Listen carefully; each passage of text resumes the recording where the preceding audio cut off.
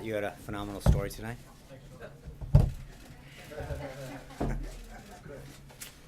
Get that joke? If you didn't, look it up.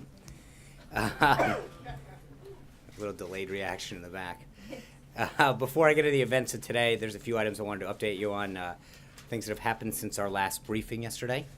The President spoke with Prime Minister al-Abadi of Iraq to thank him for his productive visit and meeting on March 20th. A readout of that call should have been issued out to the pool last night. Yesterday, he also notified Congress that a national emergency declared Executive Order 13694 regarding malicious cyber-enabled attacks will continue beyond April 1st, 2017. As you all know, this notification is required by statute in order to extend the national emergency that the past administration declared. The President believes that this significant cyber-enabled activities continue to pose an unusual and extraordinary threat to our national security and economic prosperity, and therefore he has determined that it was necessary to continue this national emergency. Last night, a federal judge in Hawaii put an indefinite hold on the President's executive order that was issued on national security. The Department of Justice is reviewing the ruling and is considering the best way to defend the President's lawful and necessary order. This ruling is just the latest step that will allow the administration to appeal. Just a week ago, the U.S. District Court in the Eastern District of Virginia upheld the President's order on the merits. The White House firmly believes that this order is lawful and necessary and will ultimately allow to move forward. This morning, we announced that the President will host President Xi of China at Mar-a-Lago on April 6th and 7th.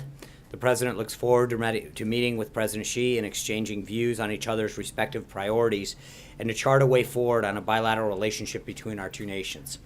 They will discuss the issues of mutual concern, including North Korea, trade, and regional security. Now on to some of the events of today. This morning, the President had a meeting with Treasury Secretary Mnuchin. The Secretary, along with the National Economic Council and the rest of the President's team of experts, have been meeting with and hearing from stakeholders on all sides of the tax reform debate. Tax reform has been a centerpiece of the President's economic agenda from the beginning of his campaign.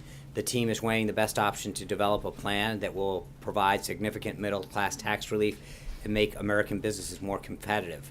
Enacting the first significant tax reform since the 1980 is going to be a serious undertaking, and we are at the first stages of this process, beginning to engage with members of Congress, policy group, business leaders, industry, constituents from around the country, and other stakeholders. Tax reform has been a part of the political discussion for years, and accordingly, lots of people have lots of ideas about it. We intend to hear from them. He and his team will continue to meet with those who support and oppose the various policy options as they all sit on the table, because the President is committed to delivering results that the American people and American businesses will be able to see and feel in their paychecks. On the Hill this morning, the President was glad that the nominations of his Secretary of Agriculture designate, Governor Sonny Perdue, and Secretary of Labor designate advanced out of committee. Although he's disappointed to see that Democratic senators who had previously expressed their support for Alex Acosta, the Labor Secretary designate, nonetheless, while they had previously supported him, seem to have stuck to a party line vote. The President looks forward to having them officially on the team and in the cabinet as soon as possible. Also this morning, the Department of Commerce and First Responder Network Authority, FirstNet, announced that AT&T will build the first nationwide broadband network dedicated to America's first responders. This step was part of the 9/11 Commission's recommendation on improving the ability of our police, fire, and emergency medical personnel to communicate seamlessly across jurisdictions, which is critical to their missions. It's also a sign of the incredible ability of public-private partnerships to drive innovation and solve some of our biggest problems while also creating jobs and growing the economy. Back to the schedule this afternoon, the President hosted a legislative affairs lunch on opioid and drug abuse. The lunch was an opportunity to discuss the goals and agenda of the President's Commission on Combating Drug Addiction and Opioid Crisis, which he established yesterday. The commission, which is going to be chaired by New Jersey Governor Chris Christie, is the next step in the President's promise to the American people that he would take real action to keep drugs from pouring into our country and corrupting our communities. Under Governor Christie's leadership and working closely with the White House Office of American Innovation, the commission will bring together leaders on both sides of the aisle to find the best way to treat and protect the American people from this epidemic. Many members in attendance to the lunch played a key part in passing the bipartisan Comprehensive Addiction and Recovery Act, also known as CARA. the first major federal addiction legislation in over 40 years, which authorized over $181 million to fight the opioid epidemic. Part of the mission of the President's Commission will be to ensure that those funds are spent efficiently and effectively. Too many lives are at stake to risk wasting any money on this effort. Moving on, later this afternoon, the President will welcome Prime Minister Rasmussen of Denmark for a working visit. We'll have a readout on their bilateral meeting for you at its conclusion. A couple follow-ups from yesterday. I know Hunter asked about the House and Senate passage disapproving of the federal communications regulations on privacy rules from last year. So let me just expand on that a little and get to your question. The White House supports Congress using its authority under the Congressional Review Act to roll back last year's FCC rules on broadband regulation. The previous administration, in an attempt to treat internet service providers differently than edge providers such as Google and Facebook, reclassified them as common carriers, much like a hotel or another retail outlet, and opened their door to an unfair regulatory framework. This will allow service providers to be treated fairly and consumer protection and privacy concerns to be viewed on an equal playing field. The President pledged to reverse this type of federal overreach in which bureaucrats in Washington take the interest of one group of companies over the interest of others, picking and winning winners and losers. The President has signed more legislation under the Congressional Review Act, ending job-killing rules and regulations than all previous presidents combined already, and he will continue to fight Washington red tape that stifles American innovation, job creation, and economic growth. Jeff was here yesterday, Roberta's here now, but following up on Jeff's question, he asked about the administration's position on the Paris Climate Treaty. We are currently reviewing issues related to the agreement and expect to have a decision by the time of the G7 summit, late May-ish, if not sooner. Before I take your questions, I want to speak quickly about Judge Gorsuch again and the process behind his nomination and confirmation. From the beginning, I think the President's been clear and 100% transparent about his choices, what if he had been elected, who he would choose from. As a matter of fact, I'd say that the level of transparency is probably unprecedented in modern times, at least. During the campaign, he gave the American people a list of 21 judges, which he would pick his choice for the Supreme Court from. The American people sent him to the White House to nominate one of those judges, and he did it. Prior to the President making his final decision, the White House spoke with 29 senators, more than half of whom were from the Democrat side of the aisle, including every Democrat member of the Senate Judiciary Committee, to seek their advice and consent on the nomination. The consensus was that the President's pick should be a respected mainstream judge. As I've laid out many times before, from unanimous consent of the 10th Circuit Court of Appeals to the extraordinary low rate of majority opinions accompanied by dissent, Judge Gorsuch is a definition of a mainstream, respected judge. He has offered the Senate plenty of material to vouch for that. Since his nomination, Judge Gorsuch met with nearly 80 senators.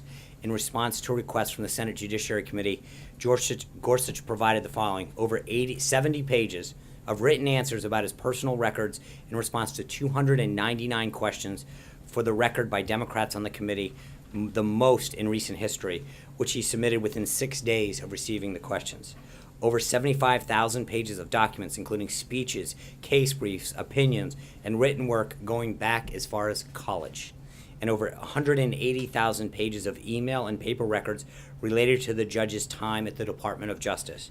In fact, the Department of Justice provided access to many documents that would normally be guarded by various privileges in a historically unprecedented move in the spirit of cooperation with Senate Democrats.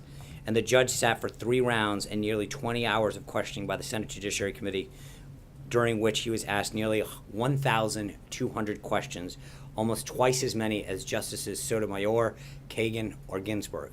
The White House and the judge did all of this in the hopes that Senate Democrats, many of whom already had announced their intent to filibuster Judge Gorsuch's nomination, would look beyond their political games and see for themselves how eminently qualified he is to sit on the Supreme Court. Unfortunately, it looks more and more like Senate Democrats would rather do all that they did in reading and questioning for nothing more than political theater. Finally, before I take your questions, a letter was transmitted just recently to the ranking member and chairman of the House and Senate Intelligence Committees that said, in the ordinary course of business, National Security staff discovered documents that we believe are in response to your March 15, 2017 letter to intelligence community seeking, quote, documents necessary to determine whether information collected on U.S. persons was mishandled and leaked, end quote. We have and will invite the Senate and House ranking members and chairman up to the White House to view that material in accordance with their schedule. With that, I'm glad to take a few of your questions. Cheryl. Thanks, Sean. I'm trying to gauge the probability of a government shutdown at the end of April. Are your directions to the Capitol Hill to hold firm on the spending cuts that the president wants, or to try to wheel and deal and get a bill that can keep the government open? I don't know that they're mutually exclusive. I think we want push back on Capitol Hill from some of the well, spending there cuts. generally is, but I think that we want both. I think we want to maintain some of the spending priorities as well as some of the reductions in the 2017 budget. We want to do so responsibly and do so within the priorities that the president's laid out. I think his funding requests and priorities are laid out in the budget that Director Mulvaney detailed and sent up for the remainder of 2017. There's some key things in that, and I think that that it is going to begin a conversation that we will continue to have with the House and Senate.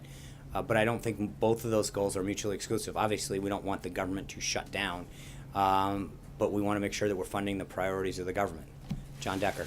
Thanks a lot, Sean. I wanted to ask about some news that the president made today with a tweet that he put out on Twitter. He seemed to be picking a fight with the Freedom Caucus. And the Freedom Caucus, as you know, has 30 members. Does the president realize how important this caucus is, this coalition is, in terms of passing a replacement bill for the Affordable Care Act and passing the rest of his legislative agenda?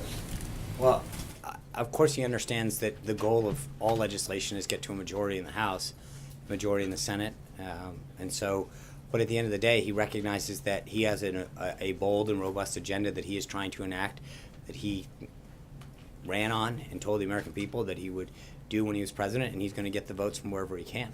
Can he pass that agenda without the help of the Freedom Caucus? Well, there's two questions. One is, mathematically, yes. But secondly, I think that there's a few members of the Freedom Caucus, both prior to last Friday's vote and since then, who have expressed a willingness to want to work with him rather than necessarily as a block. And I think that there continues to be some promising signs in that with that. So again, I think part of it is that I think if people are more concerned with voting as a block than in what's the best interest of their constituents and the American people, he's hoping that people will see the bigger picture, the goals that we outlined, and sometimes not like the really good be the enemy of the perfect. And he seems to imply in that tweet that he would be in favor of primarying some individuals in the Freedom Caucus who oppose his agenda. Is that correct? Did I read that correctly? I'm going to let the tweet speak for itself. For those of you who think, or just for your understanding, it would be improper of me to discuss the election or defeat of any candidate from this podium. Matt. Thanks, Sean. 2 questions, if you don't mind. I want phenomenal questions from you. That's what I'll give you. First, we know now. You get it. I know I got it. So, two White House officials, according to New York Times reporting, provided Representative Nunes with the information that he spoke about last week. And according to the Times, the senior director for intelligence on the NSC, who was hired by Michael Flynn, started going through these documents after the president's tweet, the wiretapping tweet. So I'm wondering if the White House thinks it's appropriate for national security officials to be conducting what's basically a political task, which is trying to find information that then validates something the president said. Yeah. So I've read the report, and respectfully, I think your question assumes that the reporting is correct. And so I would just suggest to you that the letter that was submitted earlier to the chairman and the ranking members of the two intelligence committees on the Hill, the reason that the White House has asked them to come up is to view that information. And again, I don't want to get in front of that. As I've said before, we are not as obsessed with the process as much as the substance, and I think that our goal is to make sure that the ranking members of both committees, as well as the chairman, see the information, the materials that are important to this, and then worry about the outcome at the end of this. And then on a different topic, with Ms. Walsh's departure today, are you expecting any more staffing shakeups in the West Wing? No. Catherine. Sean, are you saying that the New York Times reporting today is not correct? I'm saying that in order to comment on that story, would be to validate certain things that I'm not at liberty to do. For days you And- haven't been able to tell us who we met with. And I understand that, and again, and I I think that there's an assumption, as I've said before, we cannot condone I mean, in the same way that you protect sources, when I call you and say, you've got 18 anonymous sources, and you go, well, I can't reveal my sources, Chairman Nunez, in conducting an investigation and a review, has an opportunity to have his sources. Our view is that the smart move was to make all the materials available to the chairman and the ranking member of the relevant committees. And I understand the obsession with the process piece, but we are focused on the substance of it, and I think the goal is to make sure that people have the substance that are looking into this, that we have asked to look into this, So and the go. White House did make materials available already. No, we've sent a letter within the past few hours to both of those committees, informing them that we wanted to make that available to them. And what kind of message do you think this sends to people watching this? I mean, does it? I think it sends a message that we want them to look into this, that I think that as we have maintained from all along, that I think there's a belief that the president has maintained that there was surveillance that occurred during the 2016 election that was improper, and that we want people to look into this and take the appropriate legal, responsible steps to both understand it and then address it. Major. I want to read to you something you said here at the podium on March 23rd when you were originally asked if the White House might have had any role in providing information to Chairman Nunez. You first said it didn't make any sense to you, and then you went on to say, and I'm quoting you here, I don't know why he, Chairman Nunez, would brief the Speaker and then come down here to brief us on something that we would have briefed him on. It doesn't seem to make a ton of sense. So I'm not aware of it, but it doesn't really pass the smell test.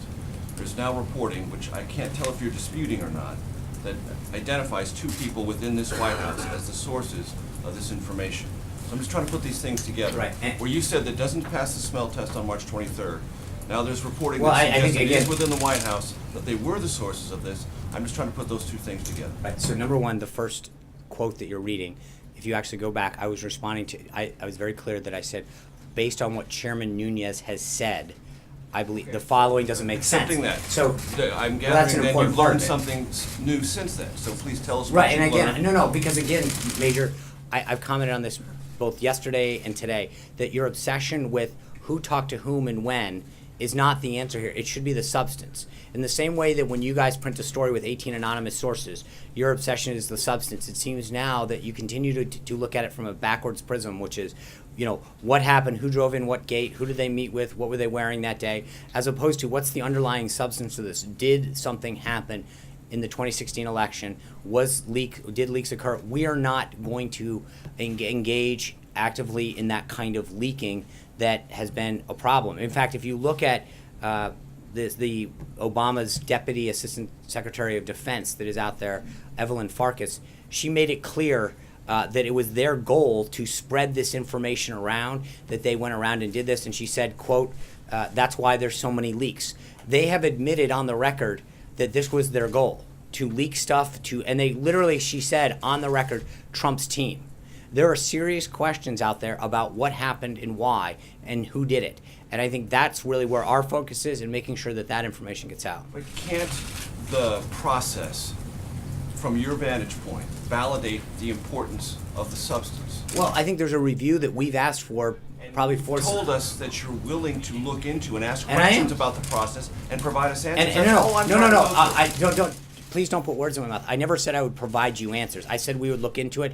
The responsible thing for us to do is to provide the individuals and the committees who are doing the review the materials that they're looking for, or some of them. We don't know what they're exactly looking for, what they've seen and what they haven't. Our goal is to be as forthright as possible. They asked the intelligence communities and others in a March letter for information. We are willing to provide them with the information that we have, the materials that we have come across. And I think that is an important step. Again, it is not, our obligation is to make sure that a review is done both in the House and the Senate as we asked for a few weeks ago, not to make sure that we illegally leak out information to you. And when you say we have information, are you disputing the reports in the New York Times? I'm not commenting on the reports, Major. I just got asked the same But question. You're saying we, so I'm just No, trying to find out their names. I'm of saying people no. who work We, for the meaning the NSC, White House, who work at is this not White House, is not who've going to been start named out confirming. publicly for the first time. I get it. We are not going to start commenting on one-off anonymous sources that publications publish. If it were wrong, would you tell us? I'm not gonna get into it. As I just said, I get it. How many times you can ask the same question, Hunter? Thank you, Sean. I have two questions. The first, President Trump is pushing for a major tax cut, increases in defense and infrastructure spending, and the border wall. Does he think this agenda has to be deficit neutral, or is he open to plans that might initially add to the debt? Well, I think when it comes to tax reform, he's got three underlying goals. One is tax simplification, two is to lower the rates, and three is to grow jobs in the economy. And I think part of it is that if you look at it dynamically, as the plan develops, and again, as I mentioned earlier, we're not there yet. We are beginning that process of engaging with stakeholders. As the plan develops and there's a cost put on it, that's going to be a decision that gets looked at, as well as what are the economic growth and job creation aspects to it. So to answer that question without knowing what the full scope of it is looking at something and answering it in a vacuum. And then just to clarify one thing with the New York Times story, I know you won't identify Congressman Nunez's sources, but isn't it abundantly clear that at least some White House officials had to be involved in him getting information here because they would need to help him access the complex? I cannot get into who those individuals were. Right, but it was someone at the White House, right? They well, want to help him have access. Again, if I start going down the path of confirming and denying one thing, that we're going down a very slippery slope. I've made it my position very clear on that. Jessica. Thank you, Sean. Thank you for announcing the visit of the Chinese president. I have a couple of questions about that visit. You'd entertain me. Can you talk about the location and how it was chosen for this visit?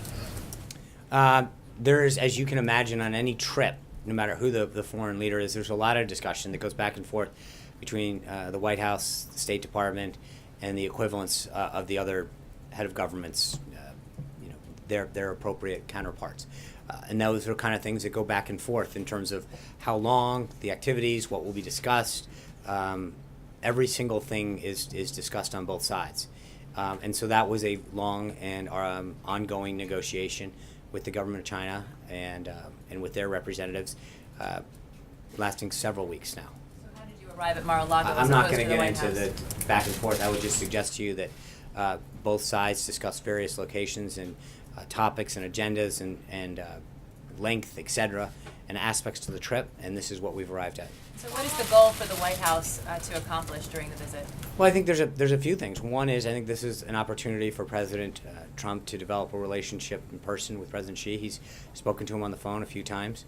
But we have big problems, and I mean everything from the South China Sea to trade to North Korea.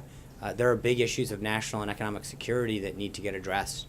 And I think there's going to be a lot on the table when it comes to that over the 2 days that they will talk. And lastly, the Chinese are expecting the White House to provide some sort of framework for the relationship to be viewed for. Are you prepared for that? And can you talk a little bit about what that framework might be? Can you expand on that a little? Kind of put a floor under the relationship, looking for how to view the relationship. Obviously, you had the rebalance and the pivot in the prior administration. Is there a tagline or a vision for U.S.-China relations that you will roll out during this visit? We'll see. If you have any hashtags, let me know. But I think right now we're not worried so much about slogans as much as progress. There's a lot of big things that we need to accomplish with China, and I think that we will work on that. Kristen. Thanks, Sean. Did the president direct anyone in this White House or in his national security team to try to find information or intelligence to back up his assertion about wiretapping? I'm not aware of anything directly. I'd have to look into that in terms of, again, there's two sides of this. One is the information side, and two is the policy and the activities and the legal piece of what happened. Those are big buckets, if you will. So it's possible. I'm not going to comment on it. And one more.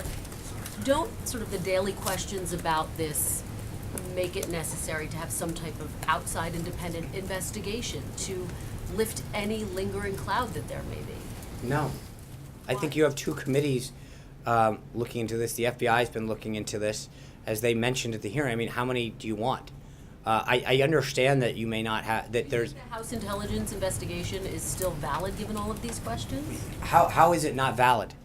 I mean, I'm asking, There are all of these questions about where Devin Nunes got his information from. And that's why I think that we have invited all of the relevant... To lift that cloud, would it not be smart to have an outside independent investigation? No, well, again, I'm not, right now, I think you've got the FBI, probably other intelligence committees that looked in this. 17 of them issued a report earlier in terms of involvement in the 2016 election. And then you've got two congressional committees looking into it. So I'm not really sure the exact need. I think that people are doing, I understand sometimes there's a need for you guys to have more information and more sources. I think this is being done in a responsible way where people are being discussed what they know at an appropriate classification level and information is being shared.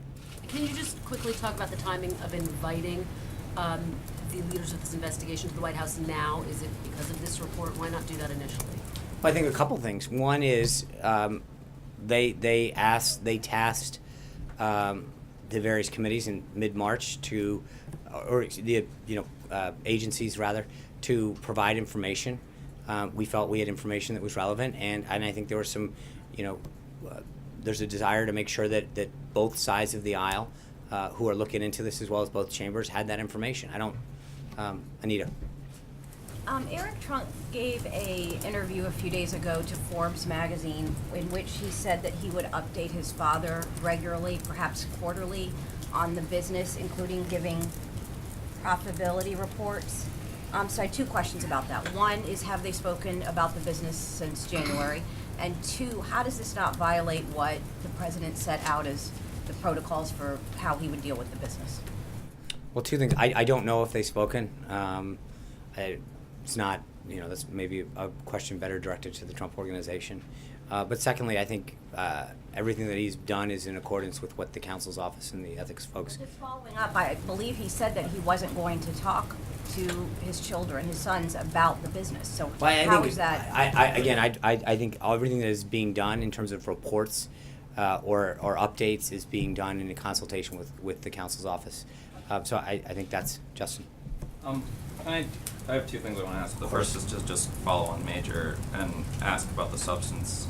It's sort of unclear what you guys are telling the chairman and the ranking members you have. Is it information that would validate the president's claims about surveillance during the 2016 campaign, or is it information about their broader Russia investigation? I'm not here to share that. That's why we've invited them up to view it in a classified setting, in an appropriate setting. It's not to be shared with people that don't have the appropriate clearances and access to it. You're not intending to imply that this is the information that Chairman Nunes has been talking about. No, what I'm suggesting is that there has been information that has been material that has been made come to light, and that we want to make sure that the people who are conducting the review have that information, have access to it. All right. And then Westinghouse Energy filed for bankruptcy yesterday.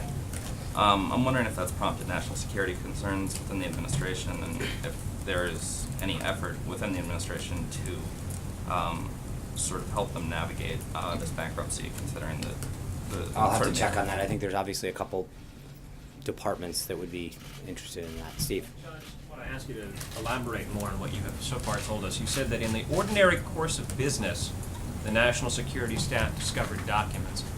Can you explain how these documents were uncovered? What does it mean? Yeah, I don't think. No, I'm not. That's why we've invited them up for into a classified setting, is for them to see these materials and understand it. This is not the setting that is appropriate to discuss that. So who in the national security staff then uncovered the documents? Good question. That is not, again, as I've mentioned multiple times, we're not here to go through the process.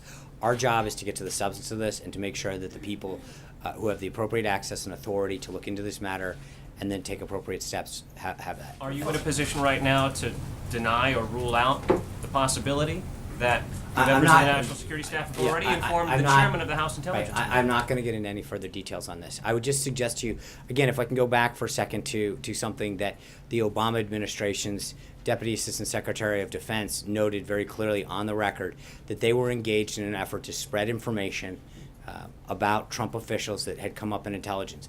That's not, that is several networks. Evelyn Forecast made that proclamation about what was going on during the Obama administration regarding the Trump team. So that is something that they made very clear on the record. John. A couple of things, John.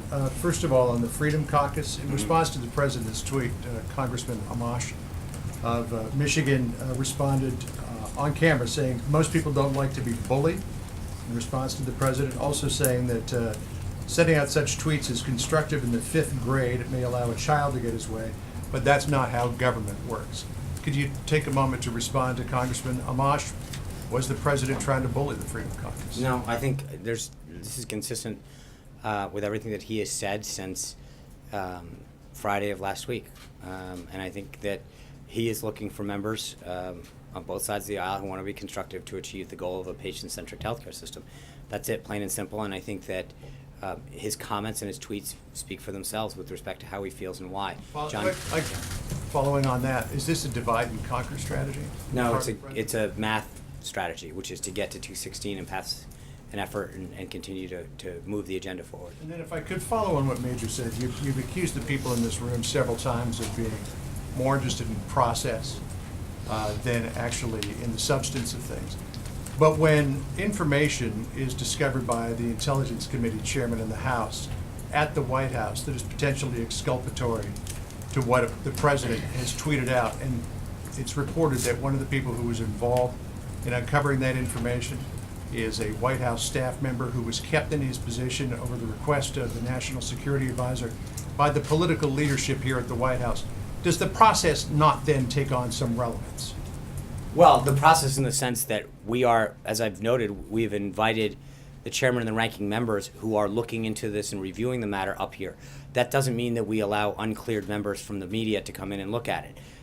That means no, you are. You said, but I think it is because that question. That's not what I asked. What I asked was, when you have that connection of dots all the way along, right, does the process, does the provenance of this information not become relevant to the overall investigation? it's up for the people who are conducting the review to decide that, not for the people in this room to decide it. It is up to the people who are cleared to look at that information and that material, to look at it and make their evaluations. And I think they are conducting the review.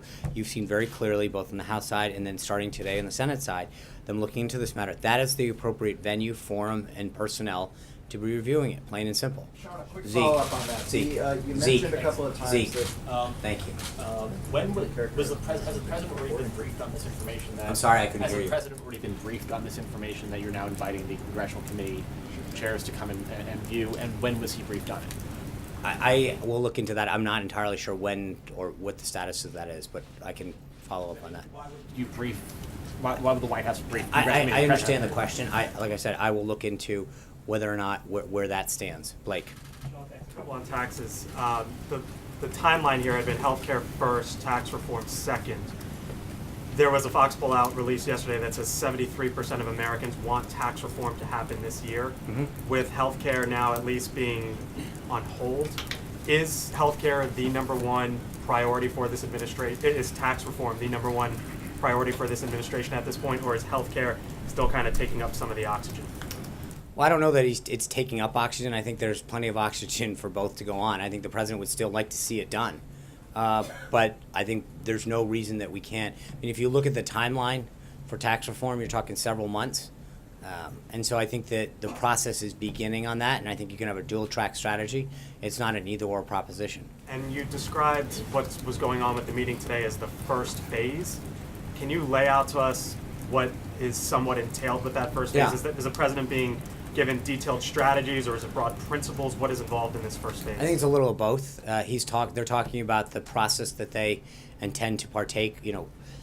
How this is going to lay out, who they're engaging with, how they're going to begin that process, and then some of the guiding principles and making sure that any updates that he has or any principles that he wants to suggest are incorporated into that plan as they begin to meet with stakeholders. But part of this is to level set with him as to what they tend to do and how they intend to do it.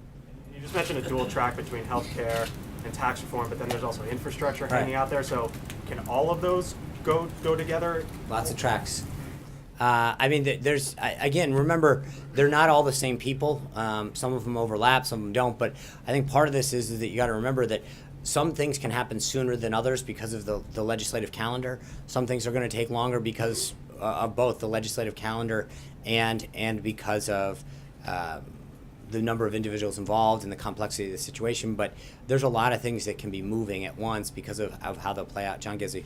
Thank you, Sean. Turning to the foreign front, yesterday Vladimir Kara-Murza, the twice poisoned Russian dissident and vice chairman of the Open Russia movement, testified before a Senate Appropriations Subcommittee backing continued sanctions against Russia. He also called on Secretary of State Tillerson to meet with Russian civil society members, in other words, anti-Putin dissidents like himself, when he makes his trip to Moscow next month. Mr. Karamirza also said he was meeting with many members of Congress, both parties, but he would be very happy to meet with any administration officials.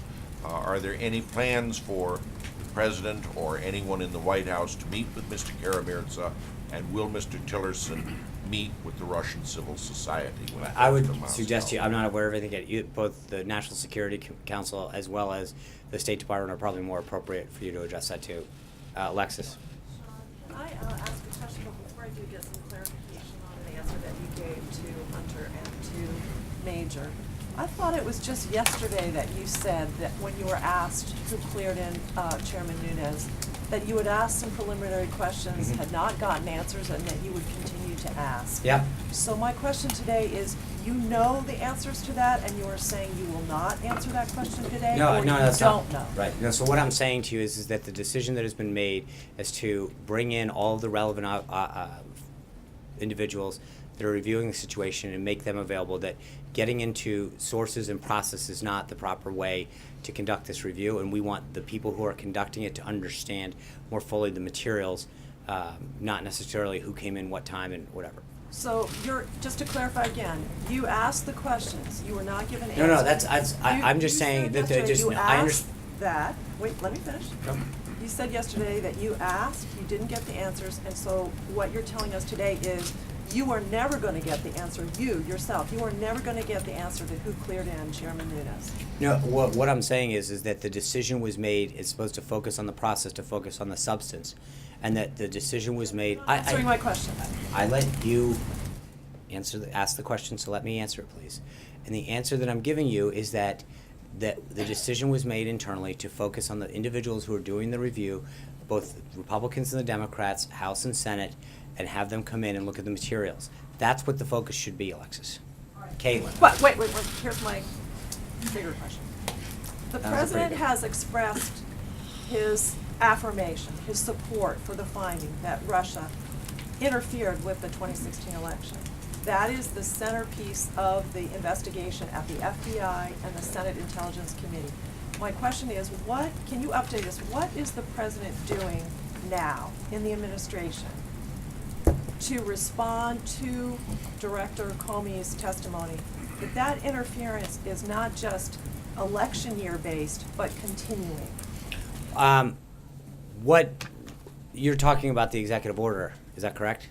I'm just asking, can you update, what is the administration doing to prevent that, to respond to that preliminary finding that we already know, that is continuing?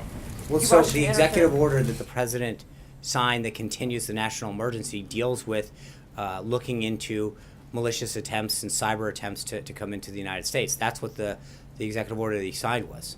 That's the sum total of the response so far. Well, I'm not going to get into what we're doing, what's being done behind the scenes in terms of the intelligence and law enforcement community, but the bottom line is that there was an emergency declared with respect to challenges that the United States faces from a variety of actors outside the United States to come in and use cyber techniques to hack the United States. The national emergency will continue under the president to address the threats that we face from abroad and from a variety of places. That's it. April. Wait, Sean. April? Yes, Sean. So, what? He had already called. He called on someone else. I'm sorry. Go ahead and then come back to me. Okay, I'll do it. Caitlin and April. I'm sorry. She can go first, but I'll just go after her. Okay.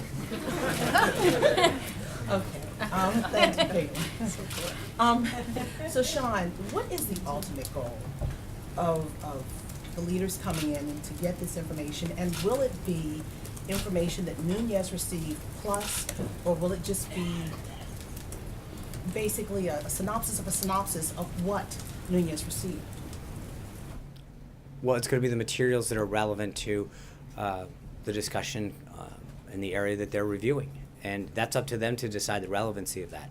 I think we have, or the National Security Committee has gone into, come upon some materials that they want to share with them. It's up to them to make a decision about the relevance of those documents and what they lead them to believe. But I mean, there's two issues here. One, April, is what do they see, and then what do they want to see in addition to that, or as a result of those materials, right? So in other words, they may see things and say, hey, this is interesting, I wonder if there's a pattern, this is interesting, I want to see more, or they may come to a conclusion right away. But that's part of the idea of, to your first part of your question, of sharing information with them, is to allow the members of both of the committees on a bipartisan basis to come in and review materials that we think are relevant to the issues that the president talked about with respect to surveillance, the masking, unmasking of individuals, the handling of it, et cetera, and then it's up to those members to decide what to do with that information, how to explore that more in depth.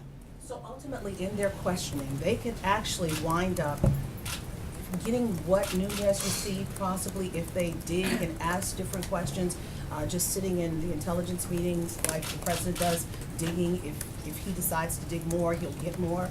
It depends. I think that's possible. I don't want to prejudge what they ask and what comes in response to it. It also has to do with what documents we have. They may go down a particular trail and have to follow up with an agency and say, we saw this, can we see a follow-up on that? As you saw from media reports, the NSA has been asked to provide documentation to the House. My understanding from the reports is that was ongoing, and maybe some of the materials that they see prompt them to ask additional questions, but that's part of providing it to them. It's an ongoing review, and what we want is for them to see these materials and come to conclusions, or need more information to come to a conclusion. But this is part of that review process. Are they allowed the same type of briefing I with their ranking and who they are, no matter him being the head of the Intel committee? Are some of these other members allowed to see the same things that he sees? Because even though they're not the head of the committee, are they allowed to see that? My understanding would be that they would. Okay, and lastly, Sean, do you know who allowed Nunez in? No. You don't know? No. Caitlin. I have 2 questions for you. Sure. One is, has anyone in the White House ever raised the possibility of a cabinet position or a top intelligence post later on in the administration for Devin Nunes? Not that I'm aware of. And secondly, will the president hold a press conference so he can answer questions on the surveillance claims and all of these intelligence revelations himself? I'm not good enough? Not that you're not good enough, but he's the one who made the claims. You didn't make the claims, he made the claims. Thank you. I will convey your request to him. I know that I've done it before, and we'll see. I'm sure that at some point he enjoyed the last one so much. Would you like tomorrow? Works for me. Does that work for you? Okay, well, let me see what I can come up with, Cecilia. I just want to clarify, do you believe, from what you know about these materials, do they validate the president's wiretap claims? I don't know. I have not seen the materials. It is members of the National Security Committee who have come across these documents that want to make them available to the members who are leading the review. And why not just be more forthcoming about this entire process of who let Nunes in? If this was enough, if the President of the United States could tweak this claim about wiretapping, doesn't the American public have a right to know more right now? Yes, they do, and I think that's why we're going through a process. Is that and I say this respectfully, I understand that you want all of those process answers. What day did someone come in? What were they wearing? What door did they come in? The relevant questions are about the substance of this. And it's interesting, I don't get the same thing when I see these unpublished stories with anonymous sources. You don't ever tell me who your sources were. Glenn, I'm actually asking Cecilia's question if you could be as polite as not to interrupt her. Thank you. Do you accept his apology? That's very... In fact, I would cede the floor to Glenn. Thank you. That's not how it works, though. But I would argue that you guys have, when you write a story and you call and say, I have 4 anonymous sources that said whatever, and I say, okay, well, who are the sources and where they come? You go, sorry, I'm not revealing anything to you, but the substance that I'm asking you to respond to. But when the shoe's on the other foot, you're all about the process. The bottom line is that there are 2 congressional committees that are conducting reviews of this situation. And those committees are looking at the relevant information and talking to the relevant people. To your point about the process, we have made individuals available and encouraged individuals to testify or to meet with or to discuss with that have been approached. So I think that what we are doing is, frankly, and I know you probably disagree, but I think that we are doing the responsible thing by making sure that documents and materials are shown to people with the appropriate classifications and the appropriate settings, and that the people that the different committees would like to discuss these matters with are made available to them. I think that's the responsible way of handling this. Yeah. Sean, thank you very much. I have two questions, one on Venezuela and another one on climate policies. I want to start with Venezuela because today the Supreme Court in Venezuela said they decide to take over the Congress powers, and the opposition say there is a coup underway. Do you consider there is a coup underway in Venezuela, and what can we expect the United States to do? And the other question is on climate change because President Obama signed also bilateral climate deals with Brazil, China, and India. And what will happen to those? Well, on the first one, respectfully, I would refer you to the State Department. The only Supreme Court I'm really focused on right now is ours and getting Judge Neil Gorsuch confirmed by the Senate. So I'd be glad. I think the State Department's more of an appropriate venue to discuss the activities over there. And on second, I think when it comes to things like the Paris Treaty, as I mentioned at the outset, that is being. I understand, but I think that there are things that we will have updates for on all of these things as we move forward. Right now, I've got nothing on that subject yet. Thank you, Sean. Yeah. The Wall Street Journal reported this morning that the Trump administration is proposing more modest changes to NAFTA. Like, for example, they're leaving the arbitration panel that deals with trade disputes in place, et cetera, et cetera. Is the White House backing away from some of the more sweeping changes to NAFTA that the president proposed during the campaign? I would just argue that Robert Lighthizer isn't even nominated yet. That is not a statement of administration policy at this point. There's nothing that in those documents that we are confirming, or in that report rather, that we are confirming. That is not a statement of administration policy. That is not an accurate assessment of where we are at this time. And I think our goal is to get Robert Lighthizer appointed as the next ambassador and U.S. trade representative. And then when we have that, we will have plenty of updates on where we go with respect to NAFTA and the rest of our trade agreement. With that, I'm going to say goodbye. I will see you tomorrow. Thank you. I'm sorry. I promised 2 days in a row. Thank you. I got one on foreign policy and one on domestic policy. Okay. First one is many Republicans were very critical of how President Obama had handled the Iranian Green Revolution about 6 years ago. So my question is, if mass protests across Russia develop into a movement, is this something that, what does the administration feel its role should be regarding that? I'm not going to. That's a hypothetical question to talk about what would happen, and if I think when it comes, I know, but when it comes to protests, we obviously encourage, as we did last Sunday, the peaceful the government of Russia to allow the peaceful protests of individuals throughout their country. We obviously support the people to have a voice in every government throughout the world. And on the subject of partisanship and obstructionism, whose responsibility does the president feel it is to put an end to partisanship, and who needs to be reaching out to whom proactively?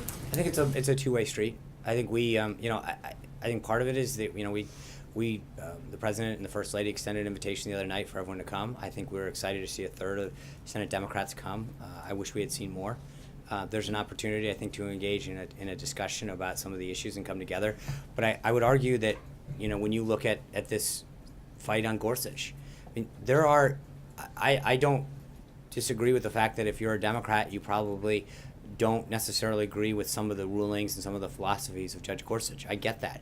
But at the end of the day, they have always agreed. In fact, in most cases, the filibuster has never been the norm. It hasn't. And it is odd to see that these individuals who have, it's one thing to vote no, it's one thing to say that we don't agree, but to now turn to filibustering or threatening to filibuster Senate unbelievably qualified people. And there's nobody that I'm aware of, even on the left, that is suggesting that Judge Gorsuch isn't qualified to serve as a Supreme Court justice. Republicans in the past have allowed Democrat presidents to have their nominees voted on up or down. And for the most part, when you go back through President Obama, President Clinton, Republicans have joined with Democrats to allow people who are qualified to go onto the court. And to see this new precedent be formed by Leader Schumer is disappointing, because this is a huge, huge crack. I think there was a column in one of the papers today. I think you are really fundamentally changing how the Senate's going to operate by doing this. And I think that's an important, they can disagree with him philosophically. I get that. But when you have an election, you can assume that a Republican president is going to choose Republicans for appointments and for federal judgeships, and the Democrats will do the same with their time in office. But it was Obama's, nominees that got through, all with Republican support. And it's difficult to understand why, when you've got someone as eminently qualified as Gorsuch, that this is the stake that they want to drive. And I think it further sets a partisan divide in our country when we can't allow people who are qualified, and universally so, to get on the bench. Is enough being done from the president's side to try I think so, sure. But I think it's a two-way street. I would ask you, what is, I remember a few years ago, there was all this talk about, from the get-go of Obama, Democrats made hay about how they wanted to see him as a one-term president.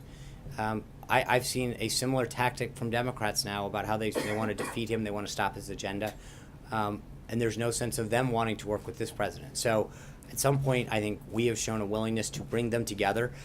It's amazing how many senators, when you talk to them, over the course of the last, almost 70 days, have said, I've been to the White House more in the last 70 days of a Trump administration than I was during 8 years of an Obama administration.